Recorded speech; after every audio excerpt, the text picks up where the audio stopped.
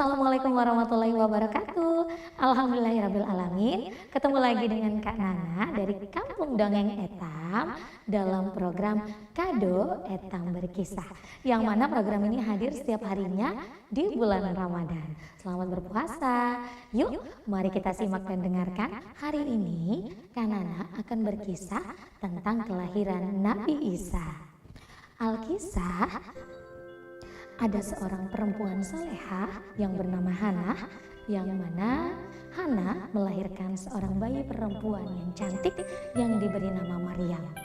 Dan Maryam telah dinazarkan oleh ibundanya, dan Allah pun menyiapkan seorang laki-laki soleh, yaitu Nabi Zakaria yang merupakan paman Maryam, yang mana dalam perawatan dan pengasuhan dari Nabi Zakaria alaihissalam, Maryam tumbuh sehat, wajahnya cantik bercahaya, dan tentu saja dengan berbagai ilmu dari Nabi Zakaria, kesalehan dan akhlak mulia terpancar dari wajah dan perilaku dari Maryam. Sehingga saat beranjak dewasa, Maryam mempunyai banyak sekali kejadian istimewa yang dilaluinya. Dan Allah Subhanahu wa Ta'ala pun mengabadikan namanya dalam sebuah surah dalam Al-Quran. Nah, peristiwa apa saja yang telah dilalui oleh Maryam? Disimak ya. Tentu saja dalam perjalanan hidupnya, Maryam adalah seorang perempuan istimewa yang sangat solehah, di mana di dalam mihrabnya, yaitu di tempat di mana Maryam beribadah dengan khusyuk, di sana tercium bau wangi yang sangat semerbak. Dan begitulah hidupnya seorang Maryam. Seluruh hidupnya dia serahkan kepada Allah Subhanahu wa Ta'ala, hanya dengan sholat, zikir, dan bermunajat. Dan tentu saja Maryam pun mewarnai hidupnya dengan sifat zuhud. Apa itu sifat zuhud? Sifat zuhud adalah sifat yang sederhana. Dan tentu saja Maryam bagaikan bunga mawar yang merekah indah dengan wangi semerbaknya. Maryam tidak pernah melangkah keluar sedikit pun dari mihrabnya. Dan hanya Nabi Zakaria alaihissalam yang bisa menemuinya, karena beliaulah yang bertanggung jawab terhadap Maryam. Dan beliau selalu dibuat takjub. Para malaikat pun diberi tugas khusus oleh Allah untuk mengantarkan makanan kepada Maryam. Selalu tersedia buah-buahan, baik itu di musim dingin maupun di musim panas. Sungguh Allah Maha Pemberi rezeki kepada yang Dia kehendaki. Maryam pun suatu hari menyelesaikan sholatnya. Dia hendak beranjak dari mihrabnya. Sebelum kakinya melangkah, dia merasakan desiran angin. Kemudian sayup-sayup Maryam mendengar suara memanggilnya. "Wahai Maryam," seru satu suara. Seketika jantung Maryam berdegup dengan kencang. Suara siapakah gerangan? Bukankah hanya pamannya Zakaria yang bisa keluar masuk dari mihrabnya? Kemudian suara itu kembali. "Wahai Maryam, sesungguhnya Allah telah memilih kamu, menyucikan kamu, dan melebihkan kamu atas semua perempuan di dunia ini." Kemudian mihrab Maryam dipenuhi dengan cahaya yang berpantulan. Kalimat-kalimat itu pun memancarkan cahaya. Kalimat dari pesan suci yang disampaikan oleh malaikat. Tubuh Maryam bergetar. Tulang-tulang serasa lepas dari tubuhnya. Tetapi kekuatan pun menyusup di hati Maryam. Kalimat-kalimat itu menguatkan ruhani Maryam. Allah Subhanahu wa Ta'ala telah memilihnya untuk memikul tanggung jawab yang besar. Tanggung jawab apakah itu? "Wahai Maryam, taatlah pada Tuhanmu. Sujudlah dan rukuklah bersama orang-orang yang ruku." Kemudian Maryam menuju mihrabnya. Semakin panjang sujud dan rukuknya, dan perasaan hatinya semakin kuat. akan datang suatu berita besar baginya. Kemudian matahari telah meninggalkan singgasananya. Malam telah bangkit dari tidurnya. Bulan pun bercanda dengan bintang-bintang. Awan perak berarak mengelilingi bulan dan suara-suara serangga mengantarkan ke penghujung malam. Kabar besar apa yang akan diterima Maryam dari Allah Subhanahu wa Ta'ala? Dia pun masih bersimpuh dalam mihrabnya, dan di tengah kesunyian tiba-tiba terdengar derap kaki. Suaranya mengguncangkan bumi. Namun suara itu bukanlah suara orang berjalan, namun suara berat menghujam tanah berpasir. Bum! Maryam ketakutan. Dia merasa tidak sendirian. Ada seorang selain dirinya. Kepalanya berputar mencari-cari di dalam mihrabnya. Namun tiada seorang pun yang dia dapati. Kemudian matanya tertuju pada sesuatu di sebelah sana. Sebuah cahaya yang membentuk bayangan sebuah sosok. Maryam semakin ketakutan. Kemudian tangannya pun sedingin es. Maryam menundukkan kepalanya. Ada orang asing di sebelah sana yang tidak seperti manusia pada umumnya. Dahinya bercahaya melebihi cahaya bulan. Dari pandangannya, Maryam pun takjub luar biasa. Cahaya dan kemuliaan itu pastilah dari Allah Subhanahu wa Ta'ala. Siapakah gerangan orang itu? Salam kepadamu, wahai Maryam. Sungguh, aku berlindung kepada Tuhan yang Maha Pengasih terhadapmu jikalau engkau orang yang bertakwa. Maryam takut jika orang itu berniat jahat. Tidak ada seorang pun yang bisa menemuinya, apalagi laki-laki. Kemudian orang asing itu berkata, sesungguhnya aku hanyalah utusan Tuhanmu untuk menyampaikan anugerah kepadamu, yaitu seorang anak laki-laki yang suci. Bagaimana mungkin? Ternyata yang menemui Maryam adalah Jibril yang berubah wujud menjadi seorang manusia. Tapi bagaimana mungkin?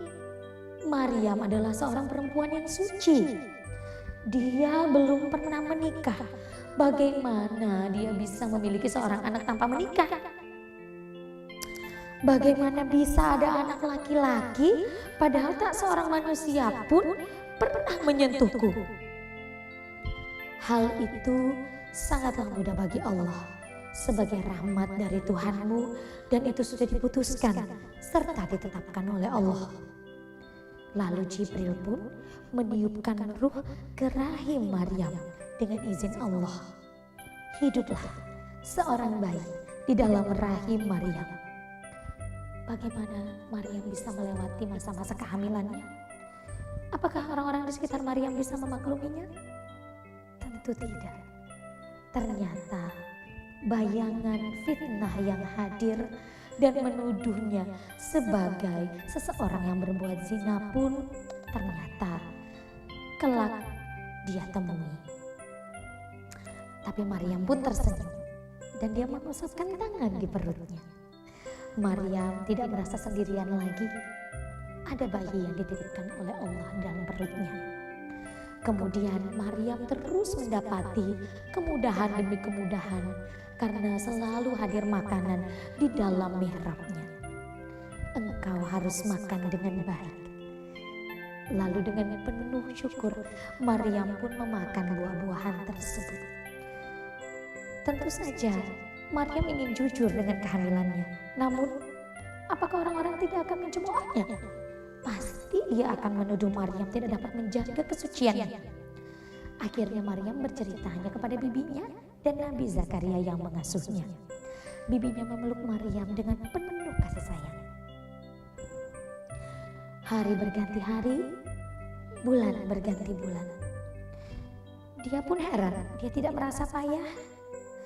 Dan tibalah akhirnya Maryam di sebuah bukit nan datar serta subur yang dipenuhi dengan pohon kurma. Kemudian Maryam berhenti dan bersandar pada batang kurma. Dan di sana dia merasa payah serta kesakitan. Serta dia berpasrah kepada Allah Subhanahu wa Ta'ala. Dia menantikan detik-detik kelahiran dari putranya. Tidak ada seorang pun yang tahu. Rasa sakit di perutnya semakin terasa. Tak berapa lama pun Maryam melahirkan seorang bayi laki-laki dengan paras yang amat tampan. Dan sekarang perasaannya berganti dengan kecemasan. Bagaimana cemoohan dari orang-orang nantinya. Alangkah baiknya aku mati sebelum ini dan aku menjadi sesuatu yang tidak berarti dan akan dilupakan. Dan akhirnya sayup-sayup terdengar, janganlah kamu bersedih hati, wahai Maryam. Dan seketika Maryam pun sadar, segera dia menghapus kesedihannya. Dipandanginya putranya yang dia beri nama Isa, yang tampan. Dan ia sangat lelah di pelukan ibundanya. Kemudian Jibril pun berseru kepada Maryam, mengabarkan berita gembira kepada Maryam agar ia tidak bersedih lagi dan selalu bersukacita. Dan tentu saja Isa merupakan karunia yang diberikan oleh Allah kepada Maryam. Mengapa seperti itu? Yang mana Maryam pun akhirnya menemui fitnahan demi fitnahan. Namun dalam kepasrahannya, Maryam menunjuk bayi yang ada di dalam gendongannya. Dia tunjuklah Isa. Dan akhirnya Isa adalah seorang bayi ajaib. Bayi ajaib yang mana bayi ajaib itu mempunyai berbagai macam kelebihan. Dan tentu saja Nabi Isa mempunyai beberapa mukjizat yang dipenuhi dalam kehidupannya. Dan Nabi Isa yang masih dalam gendongan ibunya, beliau bisa berbicara untuk membela ibundanya dan menunjukkan siapa dirinya. Dan saat itu semua orang dibuat terperangah tak percaya. Itulah salah satu mukjizat Nabi Isa. Dan tiba di kenabiannya yang mana beliau mulai berdakwah dan ilmu pengobatannya yang sudah sangat termasyhur saat itu, di mana banyak tabib-tabib berlomba menunjukkan kehebatannya mengobati penyakit. Dan pada saat itu mereka juga tidak percaya kehidupan sesudah kematian. Dan walau telah menjadi nabi, beliau hanya berkelana di bumi, tidak menetap di suatu tempat. Dan saat itu ada seorang perempuan duduk di dekat makam di dalam tangis sedih. Nabi Isa pun bertanya, "Ibu kenapa?" "Putraku meninggal dunia. Aku tidak punya anak lain selain dia. Aku janji kepada Tuhanku tidak akan meninggalkan tempat ini sebelum aku merasakan kematian sama seperti yang anakku rasakan, atau menghidupkannya kembali sehingga aku bisa melihatnya." "Kalau engkau melihatnya, kau yakin mau kembali pulang?" "Yakin." Nabi Isa pun kemudian sholat, setelah itu menghampiri makam dan beliau memanggil, "Wahai fulana, bangkitlah dengan izin Allah yang Maha Pemurah. Keluarlah dari kubur." Pelan-pelan kuburan itu bergerak. "Wahai fulana, bangkitlah dengan izin Allah. Keluarlah dari kubur." Panggil Nabi Isa kembali. Dan pelan-pelan kuburan itu terbelah. Serta Nabi memanggil ketiga kalinya. Dan pada panggilan ketiga, seseorang keluar dari kubur. "Kenapa engkau tidak kunjung memenuhi panggilanku?" Saat panggilan pertama datang, Allah mengirim seorang malaikat kepadaku dan menyusun tubuhku. Pada panggilan kedua, ruhku kembali padaku. Dan panggilan ketiga, aku khawatir. Panggilan itu panggilan kiamat, hingga rambut, alis, kelopak mataku memutih karena takut kiamat. Dan orang mati itu telah hidup kembali. Kemudian melihat ibunya yang sedang sesenggukan. Wahai ibuku, bersabarlah dan harapkan pahala atas kematianku. Aku tidak lagi memerlukan dunia. Wahai ruh, ciptaan Allah dan kalimatnya, mohonkan kepada Robku agar mengembalikanku ke akhirat dan mempermudah beban berat kematian kepadaku. Kata orang tersebut. Dan setelah berkata, Nabi Isa kembali berdoa untuk mematikan. Usai berdoa, tanah kubur itu menjadi rata kembali. Dan itulah pula salah satu mukjizat dari Nabi Isa. Demikianlah cerita dari Nabi Isa yang bisa kita dengarkan hari ini. Semoga bermanfaat bagi kita semua dan selamat berpuasa untuk semuanya yang berpuasa. Terima kasih sudah mendengarkan dan menyimak. Wabillahi taufiq wal hidayah. Wassalamualaikum warahmatullahi wabarakatuh.